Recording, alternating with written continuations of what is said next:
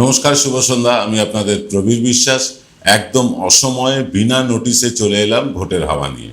বিনা নোটিশে আসার কারণ, অসময়ে আসার কারণ, খুব গুরুত্বপূর্ণ কয়েকটা কথা বলতেই চলে এলাম। আপনাদের আগে জানাতে পারিনি এই অনুষ্ঠানের ব্যাপারে, আমরা দুঃখিত, কিন্তু করতেই হচ্ছে এই অনুষ্ঠানটা। কেন করতে হচ্ছে? দীর্ঘ 15 বছর শাসন ক্ষমতায় থাকলে প্রতিষ্ঠান বিরোধিতা হওয়াটা স্বাভাবিক। মমতা ব্যানার্জির সরকারের বিরুদ্ধেও এই প্রতিষ্ঠান বিরোধিতা ধীরে ধীরে মানুষের মনে জায়গা পাচ্ছে। পরিবর্তন চাইছেন অনেক মানুষ, কিন্তু পরিবর্তন করে কাকে আনবেন তা নিয়ে কিন্তু পরিবর্তনকামী মানুষের মধ্যে বেশ দ্বিধাদ্বন্দ্ব দেখা যাচ্ছে। বিজেপি প্রধান বিরোধী দল হলেও বিজেপির বিরুদ্ধে একটা বাঙালি বিরোধী ট্যাগ লেগে গিয়েছে। এটার জন্য তৃণমূলকেই প্রধানত দায়ী করেন অনেকে, কিন্তু বাবরি মসজিদ যখন ভেঙেছিল তারপর থেকেই বাংলার বামপন্থী নেতারা বিজেপিকে সাম্প্রদায়িক গোবলয়ের রাজনৈতিক দল বলে তকমা লাগিয়ে দিয়েছিল। এটা আপনাদের নিশ্চয়ই মনে থাকবে। আর যেহেতু উচ্চগ্রামের হিন্দু মুসলমান ঐতিহাসিক সময় থেকে কখনোই বাংলায় ঠাঁই পায়নি, তাই বাঙালিদের থেকে তখনই বিচ্ছিন্ন হয়ে গিয়েছিল বিজেপি বাবরি মসজিদ ভাঙার সময়। একথা ঠিক, জনসংঘের প্রতিষ্ঠাতা একজন বাঙালি, যে জনসংঘ পরে বিজেপি নামে পরিচিত হয়েছে। শ্যামাপ্রসাদ মুখোপাধ্যায় এর প্রতিষ্ঠাতা। এটাও ঠিক যে ভারতে বিজেপির সমস্ত পার্টি অফিসে শ্যামাপ্রসাদ মুখোপাধ্যায়ের ছবি আজও টাঙানো থাকে, কিন্তু আজকের বিজেপি মোদির বিজেপি, তাই শ্যামাপ্রসাদ মুখোপাধ্যায়কে ছাপিয়ে গিয়েছেন মোদি অনেক বেশিভাবে। আর মোদির সাথে জুড়ে গিয়েছে আদানি আম্বানিদের মতন পুঁজিপতিদের নাম। বিজেপির নেতা সুব্রমণিয়াম স্বামী মোদির চরিত্র নিয়ে বিভিন্ন প্রশ্ন তুলছেন, এবং সবচেয়ে আশ্চর্যের ব্যাপার কি জানেন?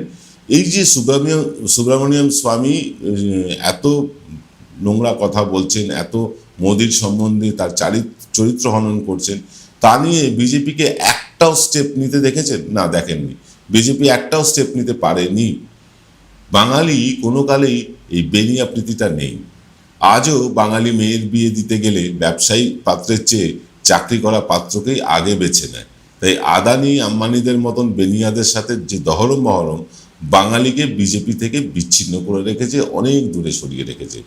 এবার খুব স্বাভাবিকভাবেই প্রশ্ন উঠবে, বিজেপিকে প্রায় 16-17টা রাজ্যের কেউ তো অচ্ছুত মনে করে না, বাঙালি কেন করে? মহারাষ্ট্রের মতন মারাঠি অস্মিতাওয়ালারাও বিজেপিকে মেনে নিয়েছে, তাহলে বাংলা কেন পরিবর্তন চাইলেও বিজেপিকে চাইছে না? পরিবর্তন মানে কাণ্ডারি হিসাবে বিজেপিকে কেন চাইছে না? এই প্রশ্নটাও কিন্তু স্বাভাবিকভাবে উঠবে। মহারাষ্ট্র সহ একাধিক রাজ্যে কিভাবে, কোন কায়দায় বিজেপি দখল করেছে তা বাঙালিকে ভুলিয়ে দেওয়ার চেষ্টা কোনো ইউটিউবার কিছু পয়সার লোভে করলেও পেছনের দরজা দিয়ে রাজ্যগুলোর ক্ষমতার দখলদারি নেওয়া বাঙালি কিন্তু মেনে নেয়নি। এই রাজ্যেও গত বিধানসভা নির্বাচনের আগে প্রচুর নেতা কেনাকাটা করে এই কারণে বিজেপি শেষ রক্ষা করতে পারেনি। জার্সি বদলানো নেতারা চার্টার্ড ফ্লাইটের মোহ ভঙ্গ করে অধিকাংশই আবার ফিরে এসেছেন পুরনো জার্সি গায়ে চাপিয়ে। এছাড়াও বিজেপির রামনবমীর মিছিলে অস্ত্র প্রদর্শন, বাংলায় দুর্গাপুজো সরস্বতী পুজো হতে দেওয়া হয় না বলাটাও বিজেপির পক্ষে যায়নি। বাঙালি বিজেপির সর্বোচ্চ নেতাদের এই ভাষণকে বিশ্বাসই করেনি। এছাড়াও তৃণমূলের 100 দিনের কাজের টাকা, মানে যারা অভিযোগ করেছিল 100 দিনের কাজের টাকা, রাস্তার টাকা, আবাস যোজনার টাকা, এইসব টাকা আটকে রাখার বিরুদ্ধে তৃণমূলের ন্যারেটিভকে শুভেন্দুরাই কিন্তু আরো হাওয়া দিয়েছে, মান্যতা দিয়েছে। আর তৃণমূলও প্রচার করবার সুযোগ পেয়ে গিয়েছে যে বিজেপি বাঙালির হকের টাকা আটকে রেখেছে, অথচ উত্তরপ্রদেশের লোকের টাকা দিয়ে দিচ্ছে। এটা তৃণমূল প্রচার করার সুযোগ পেয়েছে, এবং তৃণমূলের এই প্রচারটা এতই তীব্র ছিল, গত বিধানসভা নির্বাচনের পর প্রতিটা নির্বাচনে বিজেপি ক্রমশ কমে গিয়েছে একটু একটু করে। তাহলে এত মানুষ যে পরিবর্তন চাইছেন তার কি হবে? নিঃসন্দেহে রাজ্যের একটা বড় অংশের মানুষ পরিবর্তন চেয়েছিলেন।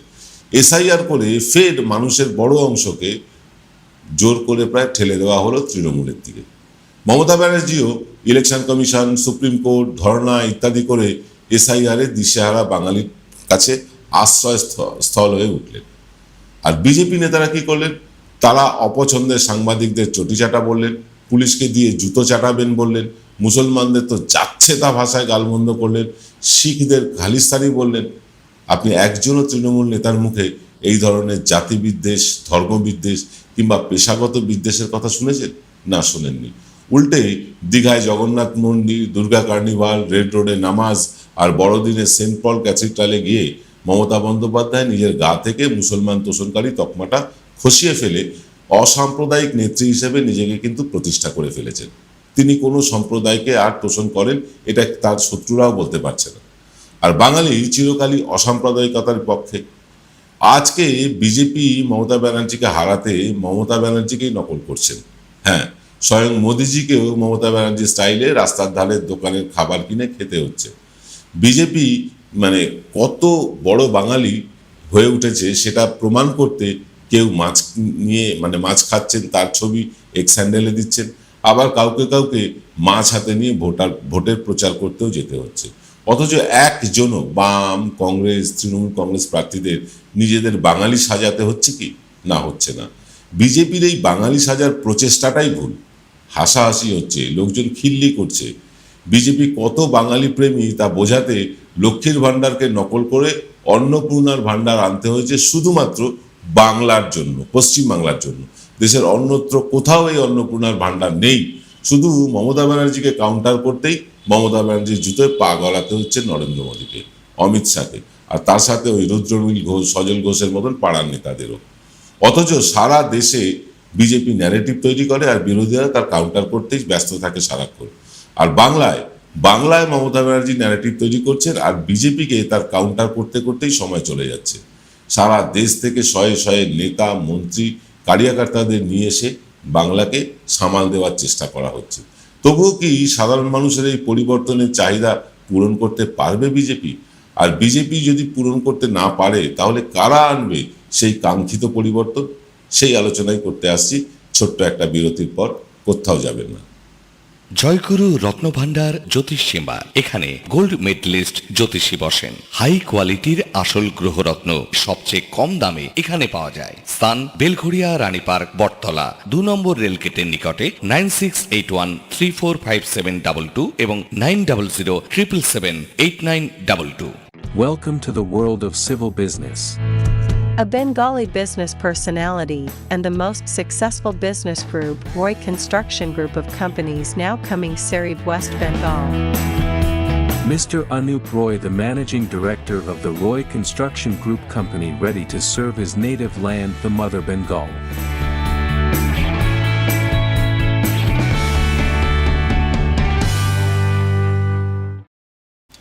ফিরে এলাম বিরতির পর। আপনারা দেখছেন এনকে ডিজিটালের ভোটের হাওয়া। আমরা আলোচনা করছি পরিবর্তন তো মানুষ চাইছেন, কিন্তু পরিবর্তন করে কাকে আনবেন এটা নিয়ে দ্বিধাদ্বন্দ্ব মানুষের মধ্যে। আমরা সেটা নিয়ে মানুষের সাথে কথা বলে আজকের এই প্রতিবেদনটা আপনাদের সামনে আনছি। দেখুন, পরিবর্তন নিশ্চিতভাবে অন্তত 40% মানুষ চাইছেন এ রাজ্যে পরিবর্তন হোক। এই রাজ্যে সেই চাওয়াকে বিজেপি নিজের দিকে কেন টেনে আনতে পারছে না তা বিরতিতে যাওয়ার আগেই কিন্তু আমি খোলসা করে বলেছি। কারণ বিজেপি বাঙালি হওয়ার চেষ্টা করছে, বাঙালি হতে চাইছে, কিন্তু বাঙালি হতে পারছে না।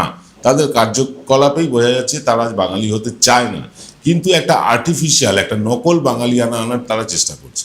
এটা আমরা দেখেছি। যেমন ধরুন, রবীন্দ্রনাথকে নিয়ে তারা আলোচনা করছেন, অথচ রবীন্দ্রনাথের পদবী বলছেন সান্যাল, কেউ বলছেন রবি শঙ্কর, ইত্যাদি ইত্যাদি বলছেন। রবীন্দ্রনাথের জন্ম শান্তিনিকেতনে, এটাও অনেকে বলছেন। কখনো রামমোহন রায়কে বলছেন তিনি সমাজদ্রোহী, আবার সেই রামমোহন রায়কেই আনতে হচ্ছে। অর্থাৎ ঘেটে ঘ হয়ে আছে বিজেপি এই বাঙালি হওয়ার ক্ষেত্রে। এটা আমি আপনাদেরকে পরিবর্তন কেন বিজেপির পক্ষে যাচ্ছে না সেটা আগেই বলেছি। কিন্তু এই পরিবর্তন তাহলে আসবে কিভাবে, কারা আনতে পারে সেই পরিবর্তন, সেটাও তো খতিয়ে দেখার প্রয়োজন। দেখুন, বামেরা যদি আগে রাম পরে বাম বলে বিজেপির পায়ের তলায় ঝাঁপিয়ে না পড়তো 2021-এ, তাহলে কিন্তু আজ তারা রীতিমতো টক্কর দিতে পারত তৃণমূলকে। যেখানে 2% ভোটের এদিক ওদিক হলেই একটা সরকার মায়ের ভোগে চলে যেতে পারে, সেখানে 22.5% ভোট বিজেপিকে দিয়ে নিজেদের পায়ে নিজেরা কুড়ুলটা মেরে বসে আছে। এখন যে অবস্থায় বামেরা চলে গিয়েছে, সেখান থেকে রাজ্যের রাজনৈতিক পট পরিবর্তন ঘটানো সুদূর পড়া হতো। আরও অন্তত বছর 10-15 তাদের বিরোধী আসনেই বসতে হবে, বামেদের কথা বলছি। ওদিকে বিজেপির উগ্র সাম্প্রদায়িকতা, উগ্র হিন্দুত্ব এবং চূড়ান্ত বাঙালি বিদ্বেষের কারণে বিজেপি প্রতিটি নির্বাচনে নিজেদের ভোট কিন্তু কমাচ্ছে, খোয়াচ্ছে। তাহলে পরিবর্তনের কি কোনো চান্স নেই? কিন্তু পরিবর্তনের তো জগতের নিয়ম, জাগতিক নিয়মেই তো পরিবর্তন আসে। তবে সব ক্ষেত্রে যে পরিবর্তন রাজনৈতিক দলকে সরিয়েই হবে এমনটা কিন্তু নয়। এবারে যদি পরিবর্তন আনতেই হয় সেটা আনতে হবে তৃণমূলকেই সেই পরিবর্তন আনতে হবে। আর এটা নিয়ে কোনো সংশয় নেই যে তৃণমূল 200-রও বেশি আসন পেয়ে পশ্চিমবাংলার ক্ষমতায় আসছে, বিজেপি 60-এর কম পেয়ে বিরোধী দলেই থাকছে। কিন্তু দীর্ঘদিন ক্ষমতায় থাকলে তো একটা মেদ জমে, ঔদ্ধত্য বাড়ে, জনসংযোগ বিচ্ছিন্ন হয়ে যায়। চতুর্থবার ক্ষমতায় এসে যদি তৃণমূল এইরকমভাবেই চলতে থাকে, গত 5 বছরে যেভাবে চলেছে সেভাবেই যদি চলতে থাকে, তাহলে তৃণমূলেরও কিন্তু এই একই রোগ ধরবে। এক ধারসে পুরনো এবং নতুন ধান্দাবাজদের সরিয়ে ফ্রেশ ব্লাড যাকে বলি আমরা, তাদেরকে সামনের সারিতে আনতেই হবে। মন্ত্রিসভায়ও তরুণদের আরও বেশি করে জায়গা দিতে হবে তৃণমূলকে। দলীয় সংগঠনে যদি সেই একই মুখ বারবার দেখা যায় 2029-এর লোকসভা নির্বাচনে, তার ফল কিন্তু হাড়ে হাড়ে পেতে হবে তৃণমূলকে। তার আগে পঞ্চায়েত পৌরসভা নির্বাচনেও ঝকঝকে নতুন মুখকে তুলে এনে উন্নততর তৃণমূলের একটা বার্তা দিতে হবে মানুষকে। এই ক্ষেত্রে সবচেয়ে বড় ভূমিকা নিতে পারেন অভিষেক ব্যানার্জি। জানি না তৃণমূল কংগ্রেসের নেতারা আমাদের এইসব কথা কানে তুলবেন কিনা। তারা তো প্রায় সবাই খুব বিজ্ঞ, খুব বড় মাপের মানুষ বলে নিজেদের মনে করেন, আমাদের মতন লোককে তুচ্ছ তাচ্ছিল্য করে। একইভাবে সিপিএমও কিন্তু করতো শেষ 15 বছরে, তুচ্ছ তাচ্ছিল্য করতো সাধারণ মানুষের কথা। এর চেয়ে বেশি আর কিছু বলবো না। কেই বা ঝাড়ের বাসকে আর ঘাড়ে নিতে চায় বলুন? তাই আজকে এখানেই শেষ করলাম। আগামীকাল সকালবেলা আপনাদের সামনে আবার হাজির হব ভোটের হাওয়া নিয়ে। সকলে ভালো থাকবেন। নমস্কার।